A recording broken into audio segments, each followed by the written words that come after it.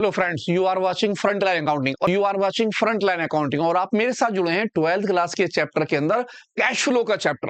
और cash flow के chapter के अंदर हम जो अपना टॉपिक कर रहे थे वो कर रहे थे ऑपरेटिंग एक्टिविटी। आपने ऑपरेटिंग एक्टिविटी में पीछे क्वेश्चन देखा, उसका फॉर्मेट देखा, किस तरह से हम इसे बनाते हैं। छोटे छोटे से दो क्वेश्चन और लाया हूं, उम्मीद करता हूं आपकी समझ में आ जाएंगे और बहुत अच्छी तरह से आप इसे कर लेंगे। तो ध्यान से देखिए कि ऑपरेटिंग एक्टिविटी में क्वेश्चन क्या है। कहता ऑन 31 मार्च 2023 कहता दीपू कंपनी जो है इनका जो प्रॉफिट है वो है 1,25,000 रुपए का प्रॉफिट है, 1,25,000 का। और कहता है इन्होंने कुछ इंफॉर्मेशन दे दी। सबसे पहले दे दिया डेप्रीशिएशन। डेप्रीशिएशन कहां जाएगा, फॉर्मेट के हिसाब से ध्यान करिए कि डेप्रीशिएशन कहां जाना है। कहता एमोर्टलाइजेशन गुडविल, गुडविल में रिटर्न ऑफ हो गया 20,000 का। Gain on sale of machine, profit हो गया। मशीन का अगर प्रॉफिट या गेन है तो कहां पर जाएगा। कहता करंट एसिड्स और करंट लाइबिलिटीज हमें दे रखी हैं एंड ऑफ द ईयर में। सबसे पहले मैंने ईयर देखा 2022 और मेरा ईयर जो है दूसरा वाला वो है 2023। यानी कि मुझे जो देखना है वो 2022 से 23 की तरफ देखना कि इंक्रीजिंग हो रही है या डिक्रीजिंग। सबसे पहले मैं देखता हूं मेरे पास एसिड्स क्या है और लाइबिलिटी क्या है। मैंने देखा ट्रेड रिसीवेबल। ट्रेड रिसीवेबल क्या होता है, एसिड्स। अब आपको ध्यान रखना है, पहले एसिड्स है 35,000 की और अब 23 में एसिड्स हो गई 45,000 की। तो एसिड्स के अंदर क्या हो जाती है, इंक्रीजिंग। मैं आ जाता हूं आगे। इन्वेंट्री, इन्वेंट्री मेरी एसिड्स होती है। एसिड्स पहले 75,000 की थी, अब हो गए 69,000 की। तो एसिड्स के अंदर क्या हो गई, डिक्रीजिंग हो गई। कैश और कैश इक्विवेलेंट आप देखते हो, कैश फ्लो के अंदर कैश और कैश इक्विवेलेंट नहीं आता। यानी कि ऑपरेटिंग एक्टिविटी में कैश तो पहले से निकाल के दे दिया उसने, तो ना तो कैश के पैसे लिखे जाएंगे ना ही बैंक के पैसे लिखे जाएंगे, हम उसे छोड़ देंगे। Next trade payable. Trade payable मेरा होता करंट लाइबिलिटी। पहले 30,000 का था, अब 32,000 यानी 32,000 का हो गया। इसके अंदर क्या हो जाती है, लाइबिलिटी में इंक्रीजिंग, यानी लाइबिलिटी के अंदर इंक्रीजिंग हो रही है। प्रोविजन फॉर टैक्स, आप जानते हो टैक्स, टैक्स के पैसे हम दो जगह लिखते हैं, दो जगह टैक्स के पैसे। जो हमारा करंट ईयर का टैक्स होता है आप उसे प्रॉफिट में प्लस करते हो, और जो आपका प्रीवियस ईयर का टैक्स होता है आप उस टैक्स को नीचे फुटनोट पर दिखाते हो, जहां पर हम लास्ट में ऑपरेटिंग एक्टिविटी का आंसर निकालते हैं। तो सबसे पहले फॉर्मेट देखते हैं, याद आ जाएगा आपको फॉर्मेट क्या क्या है। उसके बाद फिर स्टार्ट करते हैं अपना क्वेश्चन। सबसे पहले आप सबसे पहले लिखोगे profit before tax and extraordinary item. उसके बाद आपका नाम होगा non cash item expenses. 3 line छोड़ने के बाद आप लिखोगे नॉन कैश आइटम इनकम। पहले आप यहाँ 3 लाइन लिखोगे, छोड़ दोगे, यहां पर आप 1 लाइन छोड़ दोगे और आपका जो आंसर निकलेगा आप उसे बोलोगे profit before working capital change. लाइनों का ध्यान रहे, ज्यादा लाइनें नहीं छोड़नी है, 3 लाइन, 1 या 2 लाइन बस। आगे आ जाते हैं, इंक्रीजिंग करंट लाइबिलिटी और डिक्रीजिंग करंट एसिड्स हमें यहां लिखना है, और इसके अंदर मैं 3 लाइनें छोड़ लूंगा फिर। और देन उसके बाद मैं लिखूंगा डिक्रीजिंग करंट लाइबिलिटी और इंक्रीजिंग करंट एसिड्स, ये मैं क्या करूंगा माइनस। और सबसे लास्ट में मैं यहां ले लूंगा टैक्स। मेरा टैक्स यहां पर प्रीवियस ईयर का आना है। करंट ईयर का टैक्स आपका प्रॉफिट में प्लस हो जाएगा, प्रीवियस ईयर का टैक्स आप कहां रखेंगे, नीचे। इस तरह से आप अपना पूरा फॉर्मूला बनाइए। पूरी कॉपी पर ध्यान रखिए कि लाइनें कितनी कितनी छोड़नी है। 3 लाइन यहाँ छोड़नी है, 1 लाइन यहाँ छोड़नी है, 3 लाइन यहाँ और 3 लाइन यहाँ पर। इसमें भी आपको 3 लाइन छोड़नी है। स्टार्ट करते हैं क्वेश्चन, ध्यान ध्यान से देखिए। एक क्वेश्चन करते ही हाथ में आ जाएगा क्वेश्चन और आपके 6 नंबर फिक्स हैं बिल्कुल। देखिए फॉर्मेट अपना तैयार है, मैंने सबकी लाइनें छोड़ दी हैं। इसे मैंने अंडरलाइन कर लिया, इसे मैंने अंडरलाइन कर लिया, यानी जो जो मेरे पॉइंट थे मैंने उन पॉइंटों को अंडरलाइन कर लिया है ताकि मुझे करने में कोई परेशानी ना हो, मैं आराम से करूं। और लास्ट में मैंने यहां लिख दिया टैक्स, और टैक्स के अंदर मैंने ब्रैकेट में लिख दिया पीवाई, प्रीवियस ईयर। आ जाते हैं अपने क्वेश्चन पर, आप ध्यान से क्वेश्चन देखिए। सबसे पहले मेरे क्वेश्चन में प्रॉफिट है 1,25,000 रुपए का। तो मेरा प्रॉफिट जो है, अभी मैंने फिलहाल प्रॉफिट को यहां ले लिया है प्रॉफिट एंड लॉस। मैंने लिखा प्रॉफिट के 1,25,000 रुपए। वो इसीलिए क्योंकि मुझे टैक्स के करंट ईयर के पैसे इसमें क्या करने हैं, प्लस। तब उसके बाद मैं प्रॉफिट बाद में दिखाऊंगा। मैं जाता हूं नेक्स्ट लाइन पर। नेक्स्ट मेरा नाम है डेप्रीशिएशन। आप जानते हो डेप्रीशिएशन एक्सपेंसेस होता है, और मैं आ गया एक्सपेंसेस में, मैंने छोटा सा यहां नाम लिख दिया डेप्रीशिएशन। और आप डेप्रीशिएशन की जो अमाउंट है 25,000 वो डिटेल के कॉलम में लिख लेंगे। आपका डिटेल के कॉलम में 25,000 आ गए। नेक्स्ट इसके बाद नाम क्या है मेरा, एमोर्टलाइजेशन गुडविल। गुडविल में डिक्रीजिंग हो गई, और गुडविल की डिक्रीजिंग में एक्सपेंसेस होता है। मैंने सेकंड नाम लिखा गुडविल, और मैं गुडविल की अमाउंट जो है कितने की है, 20,000 रुपए की। उसे डिटेल के कॉलम में लिख लूंगा एक्सपेंसेस में 20,000 रुपए। देन मैं इसके बाद आगे आ गया, मेरा नाम है gain on sale of machine. आप जानते हो गेन जो है हमारा क्या होता है, प्रॉफिट। जब वो प्रॉफिट है तो मेरी क्या हो जाएगी, वो इनकम। इनकम की वजह से मैंने इनकम के कॉलम में लिखा, मैंने लिखा gain on sale of machine, या जो भी नाम उसने दिया फिक्स एसेट्स वगैरह, हमने अमाउंट उसकी 10,000 रुपए की यहां रख ली। अगर आप ध्यान से देखो तो जो जो पॉइंट यानी जो जो एक्सपेंसेस और इनकम मैंने लिखे थे, आपको वो ध्यान से याद करने हैं। अगर आपको एक्सपेंसेस याद रहेंगे तो यहां से उठाना है और आपको कॉलम में भरना है। इनकम याद रहेगी तो इनकम आराम से इनकम के कॉलम में भर रही है। जब आप इनका टोटल कर लोगे तो वो आंसर कहलाएगा profit before working capital change. इसके बाद आ जाते हैं हम करंट लायबिलिटी। अगर किसी भी करंट लायबिलिटी में इंक्रीजिंग होगी तो ऊपर, किसी भी करंट लायबिलिटी में डिक्रीजिंग होगी तो उसे हम नीचे लिखेंगे। किसी भी करंट एसेट्स में डिक्रीजिंग होने पर ऊपर और किसी भी करंट एसेट्स में इंक्रीजिंग होने पर नीचे रखेंगे। तो सबसे पहले देखते हैं एसेट्स लायबिलिटी। आ जाते हैं यहां पर ट्रेड रिसीवेबल। मैंने बताया था ट्रेड रिसीवेबल आपका क्या है, एसेट्स। आपने देखा पहले 35,000 थे, अब हो गए 45,000। एसेट्स के अंदर क्या हो गई, इंक्रीजिंग। तो मैं जल्दी से आया, मैंने देखा एसेट्स, एसेट्स में इंक्रीजिंग कहां है, एसेट्स ये चल रहा, ये आ गया एसेट्स में इंक्रीजिंग। कितने रुपए का डिफरेंस, 35 से 45 माइनस कर दिया और 10,000 का मैंने लिखा ट्रेड रिसीवेबल। और ट्रेड रिसीवेबल में मेरे दोनों अमाउंटों का डिफरेंस जो हो गया वो कितने का हो गया, 10,000। आपको देखना है कि पहले 35 थे, अब 45,000 हो गए, इंक्रीजिंग हो गए। इंक्रीजिंग करंट एसेट्स में है तो मैंने इंक्रीजिंग करंट एसेट्स में ट्रेड रिसीवेबल नाम लिखा और दोनों का डिफरेंस 10,000 रुपए यहां रख दिया। इन्वेंट्री, इन्वेंट्री मेरा क्या है, एसेट्स। मैंने देखा पहले 75,000 था और अब जो हो गया वो कितना हो गया, 69। क्या हो गया, डिक्रीजिंग, यानी कि डिक्रीजिंग करंट एसेट्स। अब डिक्रीजिंग करंट एसेट्स, इंक्रीजिंग ये है, डिक्रीजिंग ये आ गया। मैंने यहां नाम लिख दिया इन्वेंट्री, नाम आ गया इन्वेंट्री। और इन्वेंट्री में दोनों में डिफरेंस जो हो गया मेरा हो गया 6,000 रुपीज का। तो आप 6,000 ऐसे कैसे लिख देंगे। अब आप इसमें कोई माइनस प्लस का निशान नहीं लगाएंगे, आप जैसे एज इट इज अमाउंट उठा के लिख देंगे माइनस करने के बाद। यानी कि 75,000 से 69,000 मैंने माइनस कर दिया और 6,000 रुपए मेरे ऐसे कैसे आ गए। नेक्स्ट, कैश या बैंक। मैंने भी बताया कैश और बैंक इसमें नहीं आता है। ट्रेड पेबल, ट्रेड पेबल मेरा लायबिलिटी होता है। मैंने देखा पहले 30,000 का था और अब हो गया 32,000 का। क्या हो गया, इंक्रीजिंग। मेरी लायबिलिटी में इंक्रीजिंग हो गई, लायबिलिटी इस साइड है, डिक्रीजिंग नीचे और इंक्रीजिंग ऊपर। मैंने देखा ट्रेड पेबल है, इंक्रीजिंग में है तो यहां नाम लिखा ट्रेड पेबल, आपने नाम लिखा ट्रेड पेबल। और दोनों का डिफरेंस 30,000 से 32,000 माइनस हो गए और आपने 2,000 रुपए एज इट इज लिख दिए। कोई भी निशान नहीं लगाना है माइनस प्लस का, बस अमाउंट उठा के ऐसे कैसे रखनी। Next, provision for tax. अब टैक्स का पैसा है, जो मेरा टैक्स करंट ईयर का है वो तो मेरा जाएगा ऊपर। मैंने देखा जी 7,600, मेरा टैक्स आ गया 7,600 का। और मेरा टैक्स प्रीवियस का जो है 5,000 का है, मैंने 5,000 रुपए टैक्स के उठाकर यहां पर रख डाले। बात खत्म हो गई, सारी बातें आ चुकी हैं। ध्यान से सबसे पहले ये देखिए कि एसेट्स कौन सी हैं, लायबिलिटी कौन सी है। जो एसेट्स हैं आप इस साइड देखिए, इंक्रीजिंग है तो नीचे लिखिए, डिक्रीजिंग है तो ऊपर लिखिए। फिर लायबिलिटी देखिए ध्यान से, लायबिलिटी में इंक्रीजिंग ऊपर आएगा और डिक्रीजिंग का पैसा नीचे। एक्सपेंसेसों का ध्यान रखिए और इनकम का ध्यान। इनकम मोस्टली गेन या प्रॉफिट जैसे हम कहते हैं बस वो आता है, बाकी सारे एक्सपेंसेस हैं फॉर्मेट को ध्यान से देखिए। पहले वाला जो टॉपिक था उसे देख लीजिए, कौन कौन से पॉइंट उसमें लिखवाए थे। अब मैं टोटल कर रहा हूं, टोटल देखते हैं ध्यान से। सबसे पहले मैंने ऊपर वाला कॉलम लिया और इसे बंद कर लिया। देन मैं दूसरे कॉलम पे आया, मैंने इसे बंद करा। अब मेरा तीसरा कॉलम जो था मैंने इसे बंद कर लिया और लास्ट में मेरे सबसे लास्ट में आ गए जो अपने बॉक्स के दोनों आइटम थे, उन दोनों का मैंने टोटल करा। 25,000 और 20,000 दोनों की अमाउंट मेरी जो हो गई वो हो गई 45,000, 45,000 की। इसी के साथ मैंने टोटल कर लिया प्रॉफिट का। मेरा प्रॉफिट हो गया 1,32,600। इस प्रॉफिट को उठाया और मैंने यहां लिख दिया 1,32,600 रुपए प्रॉफिट के पैसे आ गए। अब क्योंकि यहां पर लिखा है प्लस का निशान तो मैंने 1,32,600 में ये कर दिया प्लस। जब मैंने प्लस करा तो मेरी अमाउंट हो गई 0,0,6 और 5 और 2 7, यहां पर 4 और 3 7 और 1, 1,77,600 रुपीज। नेक्स्ट कॉलम में 10,000 है और 10,000 किस चीज के, माइनस के। माइनस की वजह से मैंने इसे ब्रैकेट में लिख दिया और 10,000 रुपए मैंने बाहर ले लिए और बाहर मैंने ब्रैकेट कर दिया।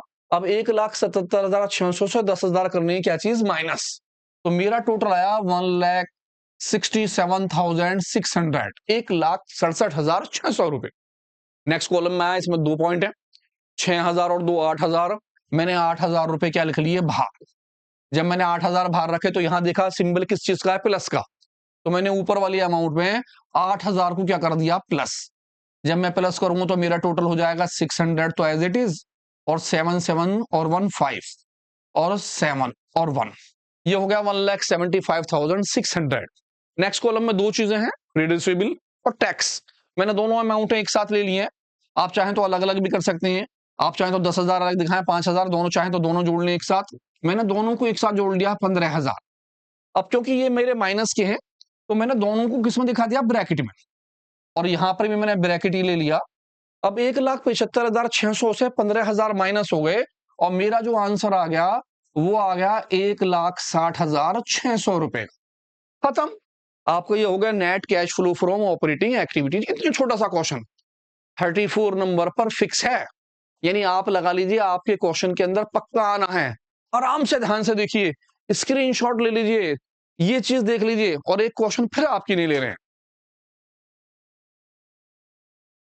नेक्स्ट क्वेश्चन देखते हैं ध्यान से, क्या कहता है। कहता नेट प्रॉफिट दिया है कंपनी ने 12,50,000 रुपए का, इसी के साथ डेप्रीशिएशन दिया है। अभी आपने डेप्रीशिएशन लिखा किसमें, एक्सपेंसेस के अंदर। गुडविल दी है, गुडविल किसमें आया, एक्सपेंसेस के अंदर। Loss on sale of machine, इससे पहले आपने करा क्या चीज, प्रॉफिट। आपने प्रॉफिट लिखा किसके अंदर, इनकम के अंदर, तो लॉस, जी हाँ, एक्सपेंसेस के अंदर आ जाते हैं नीचे। इसने दिए करंट एसेट्स और करंट लाइबिलिटीज दे रखी हैं। तो सबसे पहले ये छांटते हैं कि करंट एसेट्स कौन सी और करंट लाइबिलिटी कौन सी। उससे पहले ईयर देख लेते हैं। इस बार 24 पहले है और 23 बाद में। इसका मतलब मुझे इस साइड से इस तरफ को देखना पड़ेगा। पहले ये देखना पड़ेगा फिर ये इंक्रीजिंग है या डिक्रीजिंग। उससे पहले आ जाते हैं यहाँ बिल पेबिल। आपका बिल पेबिल होता है लाइबिलिटी। लाइबिलिटी के अंदर पहले अमाउंट थी 15,500 की, अब हो गई 25,000 की। लाइबिलिटी में इंक्रीजिंग हुई या डिक्रीजिंग। डेप्टर्स, मेरे डेप्टर्स जो होते हैं वो होते हैं एसेट्स। एसेट्स के अंदर पहले अमाउंट थी 12,500, पहले 12,500, अब अमाउंट हो गई 10,000 की। एसेट्स में इंक्रीजिंग या डिक्रीजिंग। देन स्टॉक, स्टॉक मेरा होता है एसेट्स। एसेट्स में अमाउंट पहले 38,800 थी, इस बार अमाउंट 30,000 की है। इंक्रीजिंग या डिक्रीजिंग, ये सोच लीजिए। ये क्वेश्चन करते ही आपका ये टॉपिक पक्का हो जाएगा। पीछे वाले दोनों क्वेश्चन और देखिए 3 क्वेश्चन काफी हैं, आराम से करिए, ध्यान से समझ लीजिए। लास्ट में आ जाती हैं आउटस्टैंडिंग एक्सपेंसेस। आउटस्टैंडिंग क्या होती है, लाइबिलिटी। लाइबिलिटी पहले 14,000 की थी, अब है 18,000 की। लाइबिलिटी में इंक्रीजिंग या डिक्रीजिंग, ये ध्यान से देखना है। और सबसे लास्ट में बिल रिसीवेबल। बिल रिसीवेबल क्या हो गया, एसेट्स। आपको देखना है एसेट्स पहले 7,000 का था, अब 8,000 का है। इंक्रीजिंग हुआ या डिक्रीजिंग हुआ, ध्यान से सोचिए, इन पर टिक लगाइए। ये देखिए कौन कौन सी बातें आएंगी और फटाफट फॉर्मेट तैयार कर लीजिए। वो ही पहले कितना, अपना फॉर्मेट तैयार रखिए। जैसे मैंने फॉर्मेट तैयार रखा है, मैंने अपना क्वेश्चन यहां कर लिया आपको दिखाने के लिए कि साफ साफ कर लें। सबसे पहले profit before tax and extraordinary item. Then उसके बाद नॉन कैश आइटम में एक्सपेंसेस, नॉन कैश आइटम में इनकम।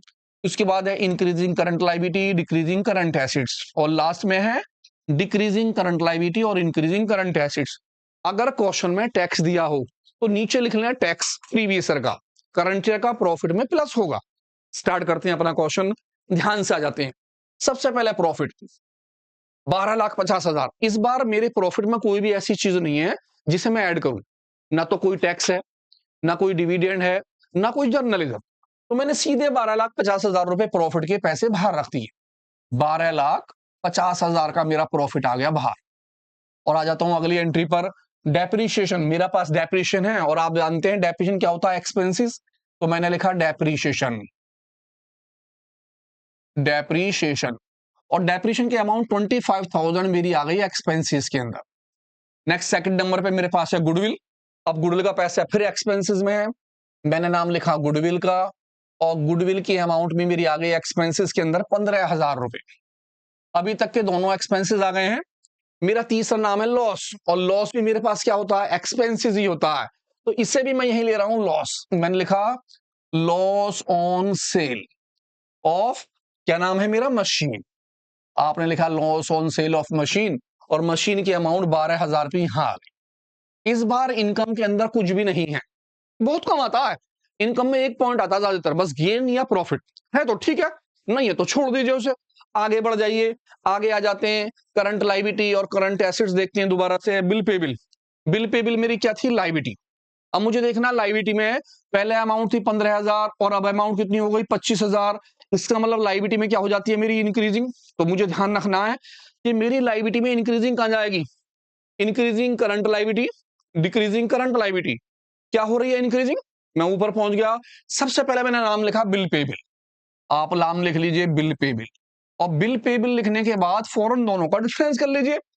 अब 25,000 में से 15,500 माइनस हो गए, टोटल आ गया 9,500 रुपए का। आप 9,500 उठा के यहां रख लीजिए ध्यान से। आ जाइए नेक्स्ट पर, डेप्टर्स। डेप्टर्स मेरे होते हैं एसिड्स, पहले थे 12,500 के, अब हो गए 10,000 रुपए के, कम हो गए। क्या हो गई, डिक्रीजिंग।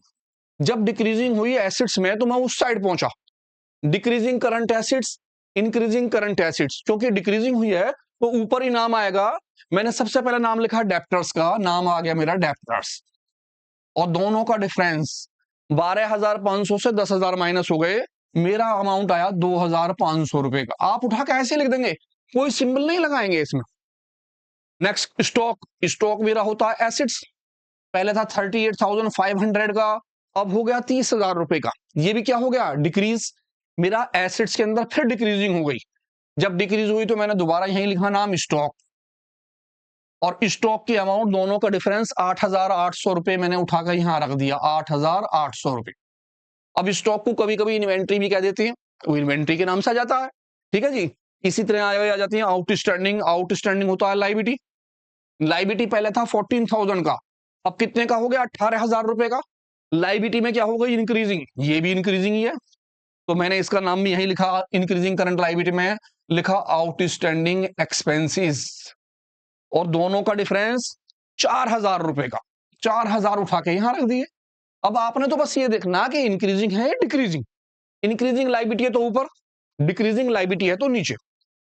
डिक्रीजिंग एसेट्स है तो ऊपर, इंक्रीजिंग एसेट्स है तो नीचे। लास्ट नाम बिल रिसीवेबल। बिल रिसीवेबल मेरा है एसेट्स, पहले एसेट 7,000 का था, अब कितने का हो गया, 8,000 रुपए का। एसेट्स के अंदर क्या हो गई, इंक्रीज, इंक्रीजिंग करंट एसेट्स। ये तो है डिक्रीजिंग, ये आ गई इंक्रीजिंग, तो नीचे नाम आ गया। मैंने नाम देखा बिल रिसीवेबल, नाम लिख दिया जी बिल रिसीवेबल।